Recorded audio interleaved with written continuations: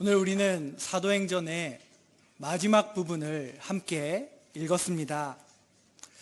살펴보니까 지난 2년 동안에 우리가 함께 주일마다 이 사도행전을 읽고 나눠 왔습니다.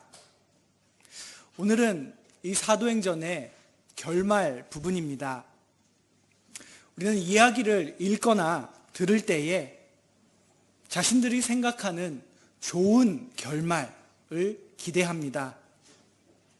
그런데 아마 여러분께서도 많은 이야기를 들어오시면서 언제나 그 결말이 좋은 결말이 아니다, 기대하는 것과는 다를 때가 있다라는 것을 알고 계실 것입니다. 기대와는 다른 결말 앞에서 우리는 무슨 생각을 할까요? 약간의 실망 혹은 의문이 생길 수도 있습니다. 이야기를 전하거나 쓰는 사람의 입장에서는 자신의 어떤 가상의 독자들이 어떤 기대를 갖고 있는지를 알면서도 더 중요한 사실을 전하기 위하여 그런 기대와 다른 결말을 이야기하는 경우도 있습니다.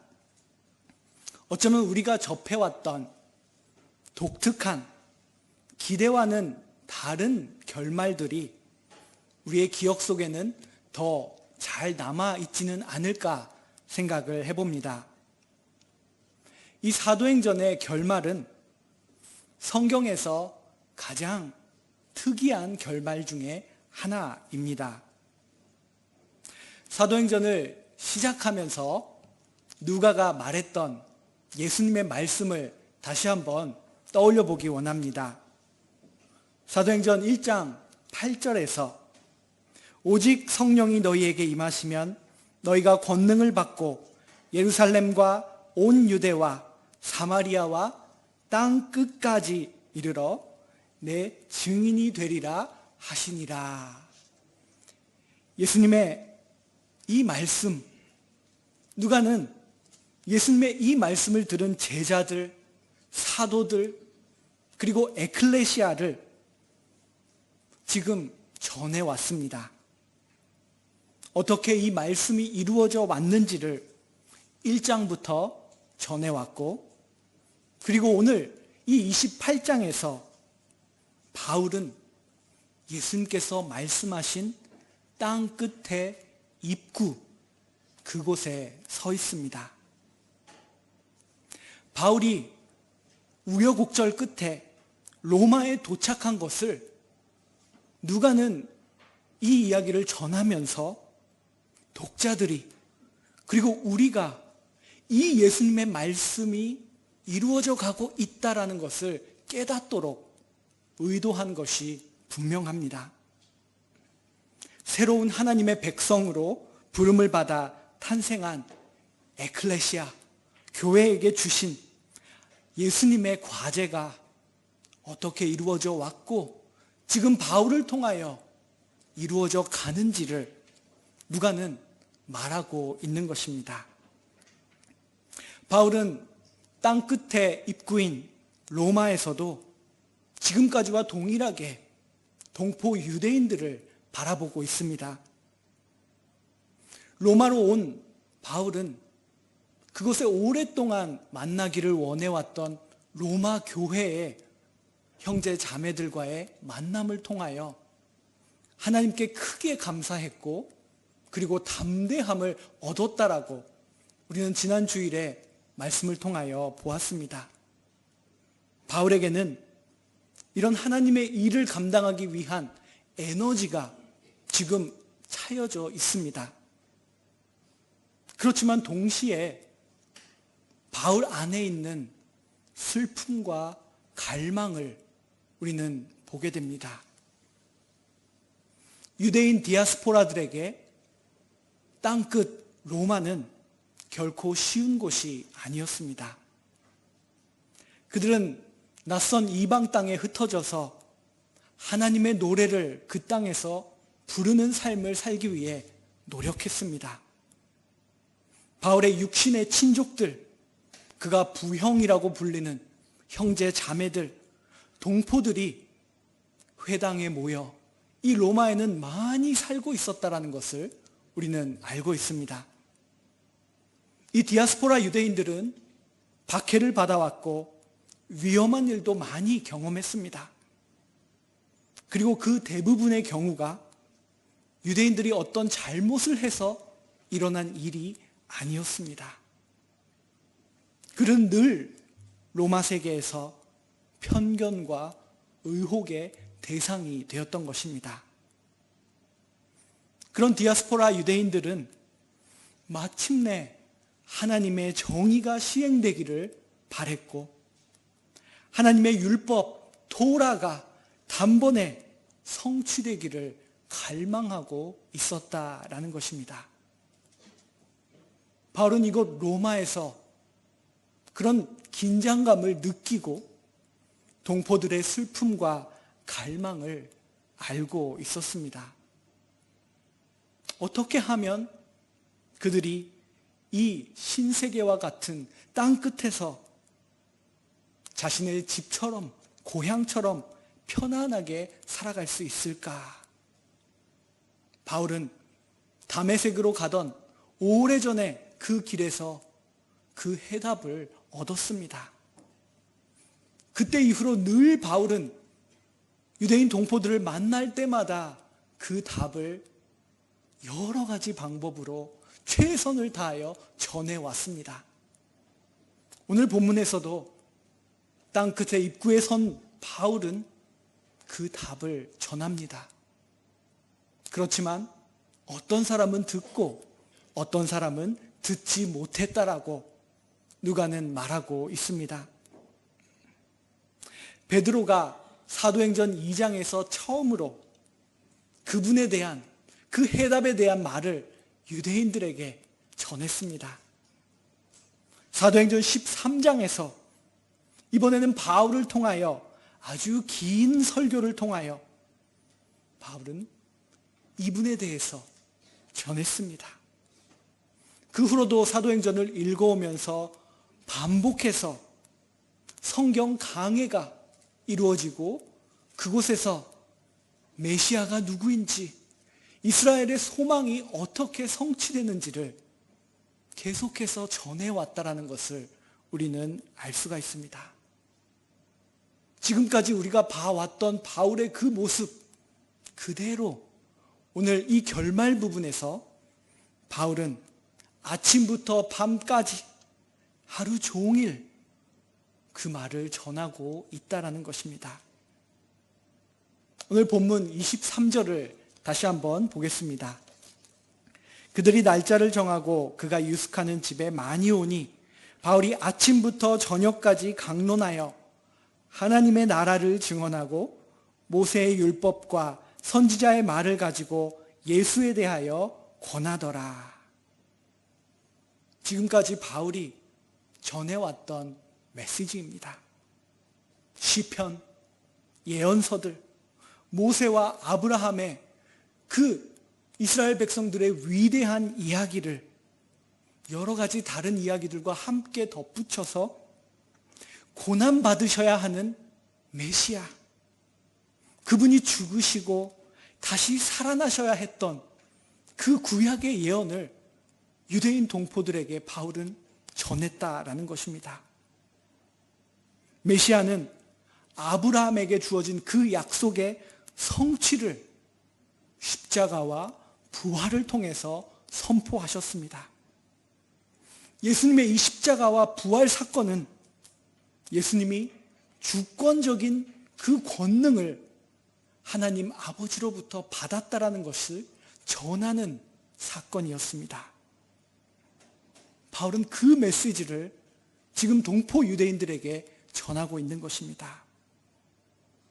바울은 다메섹 도상에서 부활하신 예수님과 만난 이후부터 예수님의 얼굴에 가득한 그 영광의 빛을 바라보고 있었습니다.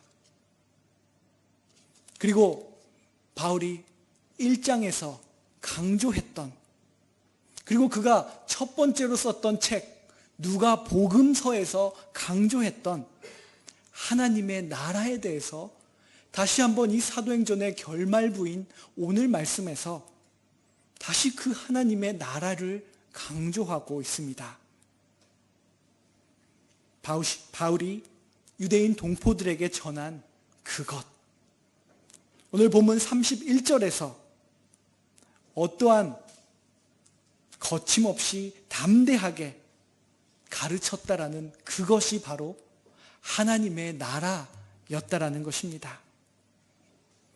결국 예수님을 통하여 선포된 이 메시지, 하나님 나라, 하나님께서 다스리신다.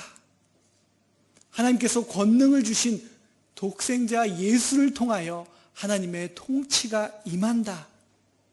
이것이 그가 1권으로 썼던 누가복음의 핵심이고 2권으로 썼던 사도행전까지 누가문서라고 불리는 이 두 책을 통하여 그가 전했던 핵심이다라는 것을 우리는 오늘 이 결말부에서 다시 한번 확인합니다. 이스라엘의 하나님, 창조주, 아브라함을 갈대아 우르에서 부르신 그 하나님, 그 하나님이 메시아 예수 안에서 온 땅의 주로서 자신의 왕권을 주장하고 계신다. 이것이 바로 하나님의 나라, 하나님의 다스리심입니다. 지금 이 땅 끝에 입구인 로마에서 왕노릇하고 있는 로마 황제 네로는 그 진정한 지존하신 하나님, 그 왕권을 갖고 계신 분에 비교한다면 그저 가짜, 그저 흉내를 내는 허접한 그런 모습에 불과하다는 것을 바울은 하나님 나라를 통해서 전하는 것입니다. 여러분, 바울이 로마 세계의 수도에서 하나님 나라를 선포했다라는 것이 얼마나 사실은 담대한 일이었는지 우리는 1세기에 이 상황을 통해서 상상해보고 깨달아야 합니다. 1세기 유대인들의 세계에서 바울이 전한 이 하나님의 나라라는 개념은 언제나 정치적이고 혁명적인 개념과 이어졌다라는 것입니다. 그래서 하나님의 말씀을, 율법을 깊이 연구한 사람들도 이 하나님의 다스림에 대해서 잘 알면서도 로마 세계에서 공공연하게 그 말씀을 전하지 않았습니다. 그 말씀을 전하는 것이 어떤 문제를 갖고 오게 될지 너무나 잘 알고 있었기 때문입니다. 그러나 바울은 전했습니다. 그래서 바울은 항상 곤란했습니다. 그렇지만 여전히 바울은 로마에 와서 또 하나님의 나라를 전했다라는 것입니다. 사실 바울에게는 다른 할 말이 없었습니다. 예수님이 부활하시고 승천하시고 영광 받으셨다는 것을 믿고 있는 바울에게는 다른 것을 말할 선택의 여지가 없었습니다. 바울이 만난 부활의 주 예수 그리스도, 그분은 저 멀리 계신 어떤 신적인 존재, 그런 존재가 아니었습니다. 예수가 메시아 그리스도이다라는 그 믿음은 지금 이 로마의 중심에서도 그분이 참된 왕이다라는 고백이었던 것입니다. 바울은 동포 유대인들이 전에도 귀로 듣고도 알아듣지 못한다 하더라도 그것을 전합니다. 바울에게는 이것이 참 슬픈 일이었고 그의 기도는 계속됐지만, 그러나 이 하나님의 나라 복음을 거부하는 유대인 동포의 모습 역시 하나님의 말씀 속의 일부였다라는 것을 바울은 말합니다. 자신의 말씀이 들어가지 않고 울림을 주지 않는 그 모습 속에서 바울은 어쩌면 낙심할 수도 있습니다. 그렇지만 여러분, 바울은 그 상황에서 누구는 듣고 많은 사람들은 듣지도 믿지도 않았다. 그들의 의견이 갈라졌다라는 이 아주 냉정한 선포 앞에서 바울은 그 현실만을 바라보지 않았습니다. 바울은 현실보다 더 깊은 곳에서 지금도 역사하고 계시는 성령을 통한 하나님의 역사를, 과거와 현재와 미래를 이어가는 그 성령의 역사를 바라봤다라는 것입니다. 오늘 본문 26절 이하에는 성령에 집중하는 바울이 보입니다. 바울은 이사야를 통하여 과거에 오래전에 성령께서 이사야에게 어떤 말씀을 주셨는지, 그리고 지금 자신을 통하여 그 동일한 성령이 어떻게 역사하시는지를 말합니다. 바울은 이사야의 예언을 인용하면서 26절에서 말합니다. 너희가 듣기는 들어도 도무지 깨닫지 못하며 보기는 보아도 도무지 알지 못하는도다. 27절에서 마음이 우둔하여져서 그 귀로는 둔하게 듣고 그 눈은 감았으니 이는 눈으로 보고 귀로 듣고 마음으로 깨달아 돌아오면 내가 고쳐줄까 함이라 하였으니. 하나님께서는 이사야의 시대에도, 그리고 바울의 시대에도, 그리고 우리의 시대에도 역사하고 계십니다. 하나님이 이 세상을 구원하시는 방법은 그러나 언제나 사람의 생각과 상상을 초월하는 것이었습니다. 하나님은 그 하나님만의 구원의 목적을 이루기 위하여 한 민족을 불렀습니다. 그런데 그 민족만을 위한 부름이 결코 아니었습니다. 그 민족 또한 죄가 많은 인간이기 때문에 하나님의 부르심의 의미를, 하나님의 구원의 목적을 왜곡할 수 있기 때문입니다. 실제로 구약 성경은 하나님의 부름을 받은 하나님의 백성들이 얼마나 많이 그 하나님의 구원의 목적을 왜곡했는지를 보여줍니다. 그 중에 하나가 바로 바울이 인용한 이 이사야의 예언이었습니다. 이 예언의 내용, 이사야서는 이 당시에 두 가지 버전이 있었습니다. 하나는 히브리어 원문으로 기록된 히브리어 버전이 있고, 또 하나는 헬라어 문화권에서 아프리카 북쪽의 알렉산드리아에서 유대인들의 2세들이 히브리어를 모르기 때문에 그들을 위하여 헬라어로 번역하여 쓴 70인역 버전의 이 이사야서 두루마리가 있었다라는 것입니다. 오늘 바울이 인용하는 이곳은 이사야 6장의 말씀인데, 사실 히브리어 원문과 70인역에는 약간의 차이가 있습니다.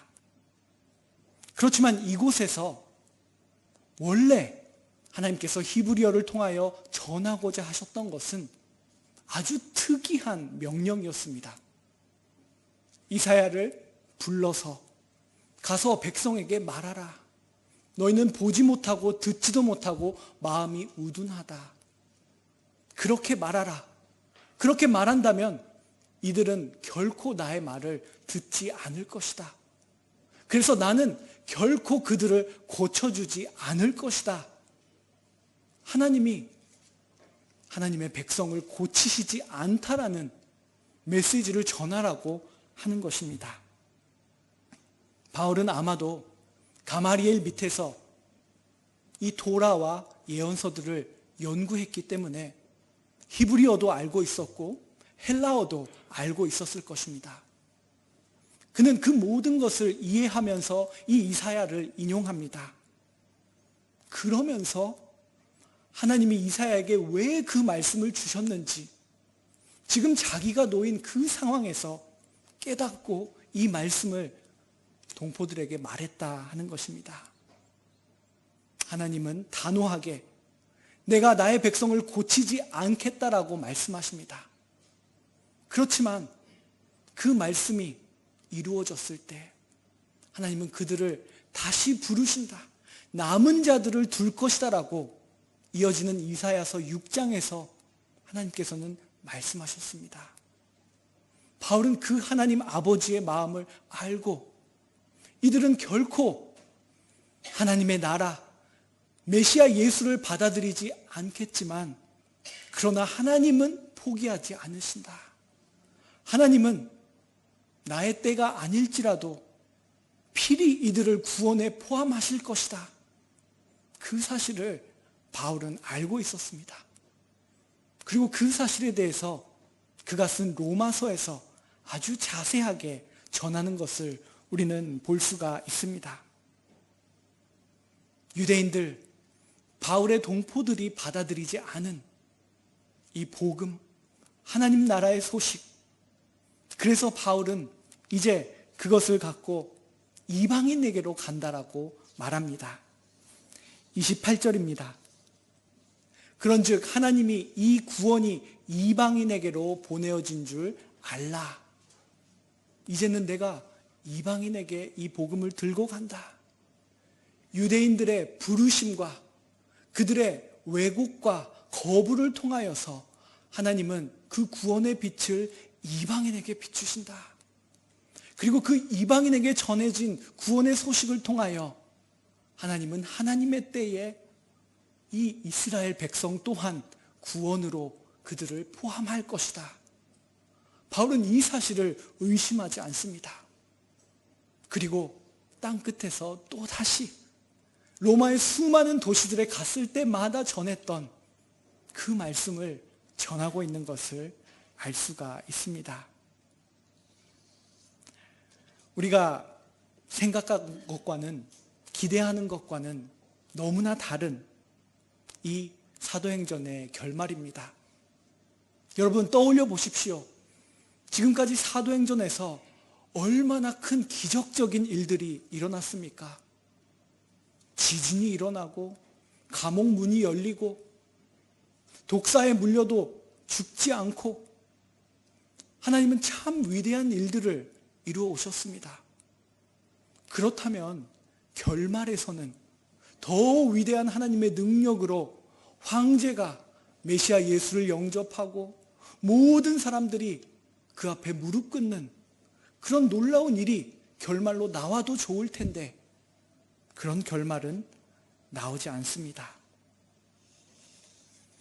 이 책의 결말부는 너무나 소박합니다. 바울은 자신이 세를 주고 머무는 집에서 밤낮으로 그 집을 방문해 오는 사람들에게 이 우리가 말하는 구약의 성경을 강론하면서 메시아 예수 하나님의 나라를 전했다. 그는 감시를 받는 입장이기 때문에 비록 자유롭게 바깥을 돌아다니지는 못했지만 그를 찾아오는 이방인들도 환영하고 그를 찾아오는 유대인 동포들도 환영하면서 그들이 거부하고 받아들이지 않는다 할지라도 밤낮으로 계속해서 이 복음을 전했다라는 것입니다. 아주 소박한 지금까지의 바울과 똑같은 모습을 우리는 볼 수가 있습니다. 그런데 이 일을 통해서 우리는 바울이 지금까지 일관적으로 계속해서 강론해 왔던 그가 두란노 서원에서 그가 고린도에서 그리고 이 로마에서 밤낮으로 강론해 왔던 그 메시지의 중심에 누가 계신지 이 누가가 전하는 두 권의 책의 참된 주인공이 누구인지를 우리는 보게 된다라는 것입니다. 30절과 31절에서 누가는 자신이 쓴 두 책의 주인공을 말합니다. 바울이 온 이태를 자기 셋집에 머물면서 자기에게 오는 사람을 다 영접하고 하나님의 나라를 전파하며 주 예수 그리스도에 관한 모든 것을 담대하게 거침없이 가르치더라. 바울은 이 주인공을 한 번도 잊어버린 적이 없습니다. 바울은 항상 이분에 대한 이야기로 그가 아브라함을 말하고 모세를 말하고 이사야를 인용하고 시편의 기자 다윗의 시를 인용하면서 항상 메시아 예수를 전했다라는 것입니다. 그리고 그분을 통하여 지금 하나님의 다스리심이 이 로마의 중심에 땅끝에 입구에 임했다라는 것을 전했다라는 것입니다. 누가는 바울이 전한 그분을 31절에서 이렇게 말합니다. 주 예수 그리스도, 주 예수 메시아, 유대인의 왕이시고 이 세상의 주이신 그분이다 라고 말하고 있습니다. 그분은 계속해서 일하시고 가르치시며 하늘과 땅에서 결정된 일을 통하여서 이 땅에 오셨고 십자가에 달려 죽으시고 부활하셔서 지금 당신을 따르는 사람들을 통하여 일하고 계신다라는 것입니다. 사도행전은 예수님을 따르는 사람들을 통하여 그들의 모든 여행과 그들이 때로는 억울하게 받았던 재판과 고통과 혼란, 고난과 난파를 통하여서 우리들에게 말하고 있습니다. 로마의 지역적인 한계를 넘어서 1세기의 시대적인 한계를 넘어서 시공간을 가로질러 지금도 우리들에게 말하고 있습니다.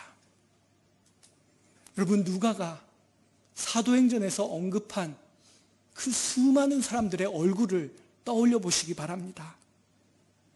남자가 있고 여자가 있습니다. 아이들이 있습니다.